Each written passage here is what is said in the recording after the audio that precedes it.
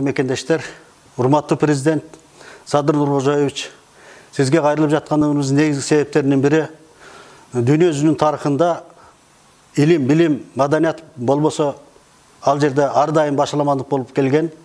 Башаламандык болгон жерде экономика эч качан өнүккөн эмес. Биз ушундай мисалды 30 жылдын ичинде башыбыздан өткөрдүк. Сиздин жүргүзүп жаткан иштериңизди биз мигранттар абдан жогору баалайбыз.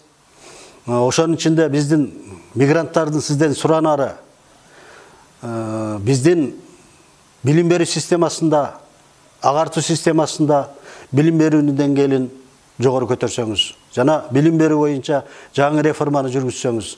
Сиздер азыркы мезгилде мынчалаган мектептер салынып атат, жаңы мектептер курулуп атат деген бул абдан туура. Бирок ошол курулган жаңы мектептерге билимдүү кадрлар болбосо эч качан балдарга илим жана тарбия берилбейт.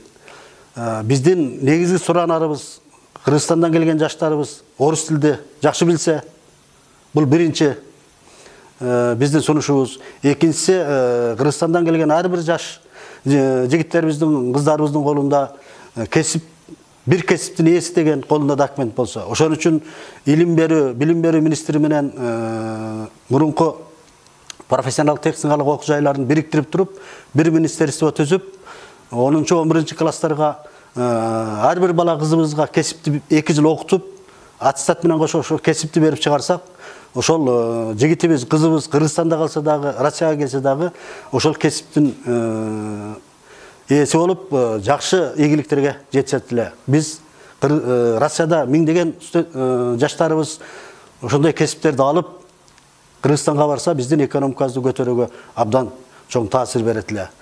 Андан сырткары биздин Москвадагы айрыкча жаштарыбызга биздин аксакалдардын берген таасири абдан чоң. Себеби ар бир келген жаштарыбыз биздин улуттук каада салттарыбызды, үрп адаттарыбызды, маданиятыбызды, айрыкча кыргыз тилибизди унутпастан, Москвага келгенден кийин сөзсүз түрдө Россиянын закондорун, үрп адаттарын, салтын сыйласа, улуттар ортосундагы жакшы мамилени колго алса деген ниетибиз бар.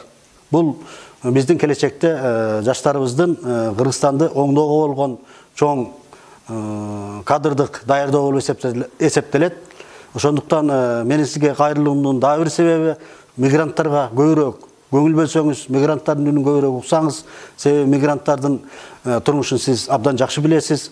Ошондуктан биз мигранттардын максаты биздин кичи мекенибиз, айылдарыбыз, чоң мекенибиз Кыргызстаныбыз экономикалык жактан өнүксө, биздин келечек муундарыбыз, жаштарыбыз жакшы турмушта жашаса деген тилегибиз бар.